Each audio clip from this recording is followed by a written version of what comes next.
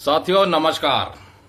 आज की वीडियो में हम बात करेंगे बैटल कैजुअल्टी, जिसमें बहुत से बेनिफिट्स सरकार की तरफ से दिए जाते हैं, जिसमें एक बेनिफिट होता है वार इंजरी पेंशन।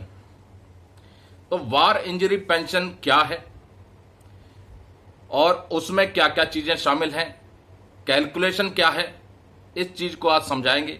उसके बाद बात करेंगे disability neither attributable to nor aggravated to accept कर ली गई, जिसकी वजह से आपका डिसेबिलिटी पेंशन या डिसेबिलिटी कंपेंसेशन रिजेक्ट हो गया, यानी नाना केस हो गया। उसके बाद आपके पास क्या ऑप्शन बचते हैं, किस तरीके से आप क्लेम कर सकते हैं, उसके बारे में भी बताएंगे। और शेल्टर अपॉइंटमेंट जो कि परमानेंट लो मेडिकल कैटेगरी हो जाते हैं, उनके लिए कंफ्यूजन सी बनी हुई है कि विलिंग करें अनविलिंग करें, कब करें विलिंग कब करें अनविलिंग, इसके बारे में भी डिटेल्स में चर्चा करेंगे। सबसे पहले बात कर लेते हैं बैटल कैजुअल्टी केस है, तो जाहिर सी बात है जो इंजरी हुई है वो एट्रीब्यूटेबल टू सर्विस काउंट होगी। अगर वो बैटल कैजुअल्टी एक्सेप्ट कर ली गई है तो वो क्लियर है कि फौज की वजह से वो इंजरी हुई है, तो वो attributable to military service count है। ऐसे में वार इंजरी पेंशन, उसमें दो चीजें इंक्लूड होती हैं।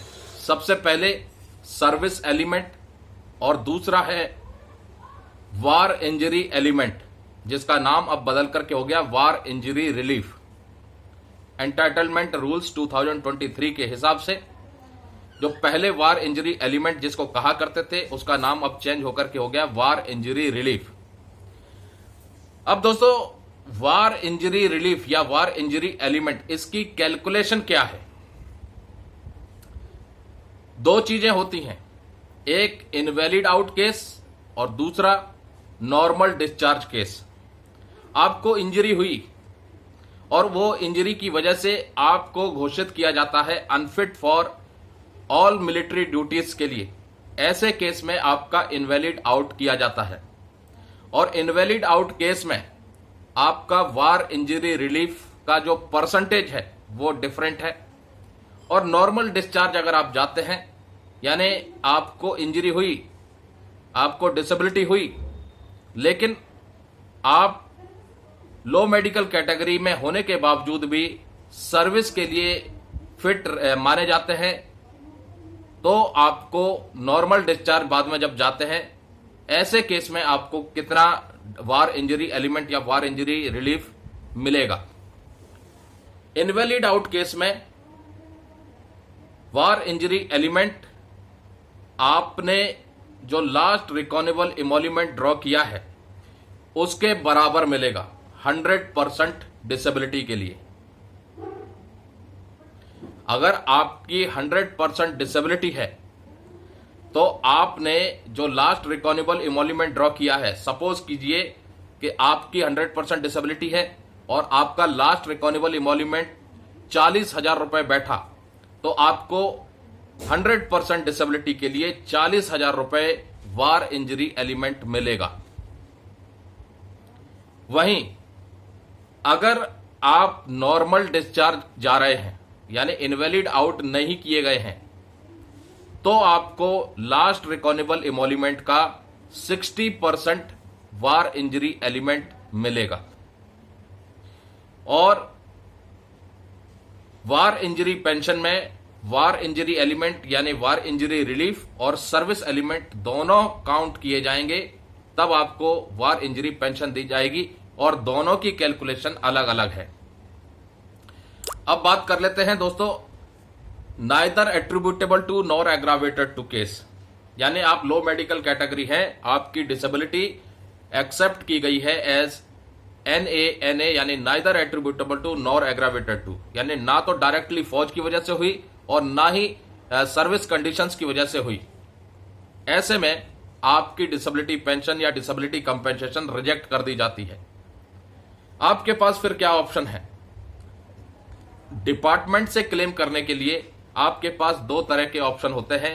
पहला ऑप्शन होता है फर्स्ट अपील, सेकंड ऑप्शन होता है second appeal. First appeal reject हुई तो सेकंड अपील डाल सकते हैं, सेकंड अपील रिजेक्ट हुई तो फिर आप कोर्ट का सहारा ले सकते हैं।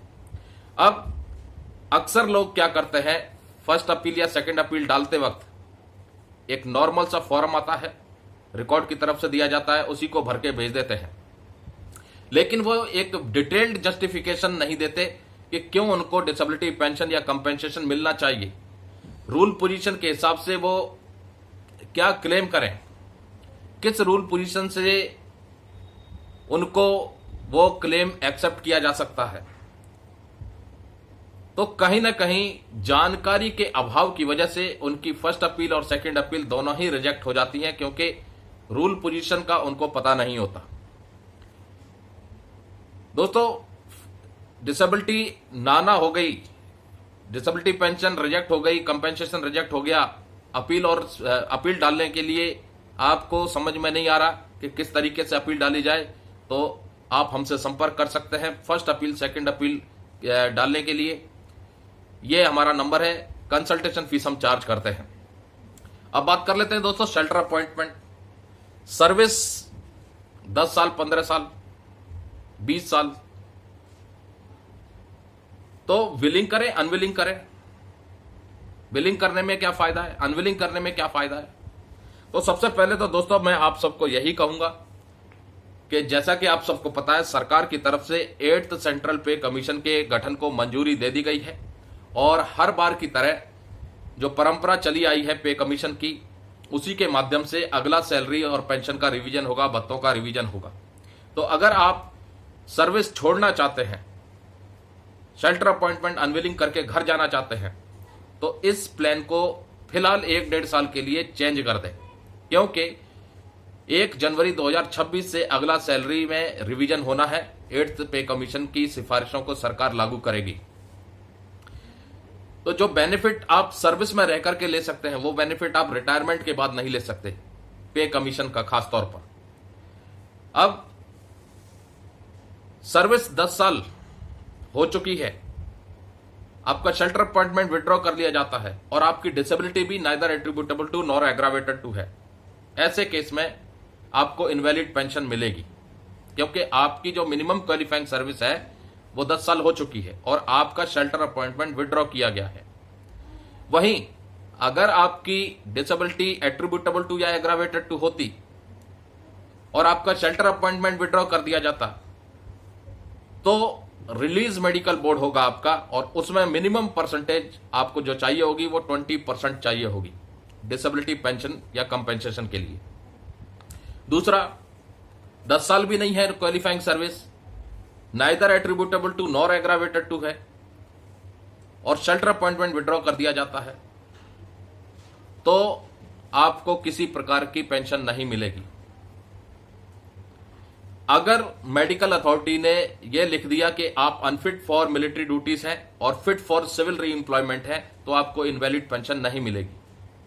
मेडिकल अथॉरिटी अगर ये दोनों चीज लिख देता है कि आप अनफिट फॉर मिलिट्री ड्यूटीज और अनफिट फॉर सिविल री एम्प्लॉयमेंट दोनों हैं, तभी आपको इनवैलिड पेंशन मिलेगी। अगर जो सर्विस 10 साल से कम क्वालिफाइंग सर्विस है तो ये जो क्लॉज था पहले के इनवैलिड पेंशन के लिए 10 साल सर्विस चाहिए, इस क्लॉज को department of ex serviceman welfare की तरफ से एक लेटर जारी किया गया, जिसके बाद इस रिक्वायरमेंट को खत्म कर दिया गया। जो लोग 4 जनवरी 2019 या उसके बाद निकाल दिए गए, उनके लिए अब ये रूल लागू हो चुका है, लेकिन कंडीशन लगा दी गई है कि ये रिकमेंडेशन होनी चाहिए, आप अनफिट फॉर मिलिट्री ड्यूटीज और अनफिट फॉर सिविल री एम्प्लॉयमेंट दोनों के लिए अनफिट घोषित किए जाते हैं, तभी आपको इनवैलिड पेंशन मिलेगी।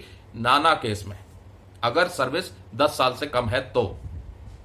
अब 15 साल हो गई है, विलिंग करो या अनविलिंग करो, आप अनविलिंग कर रहे हैं या आपके यूनिट कमांडर अनविलिंग कर रहे हैं, तो आपको सर्विस पेंशन मिलेगी, इसमें कोई दो राय नहीं है।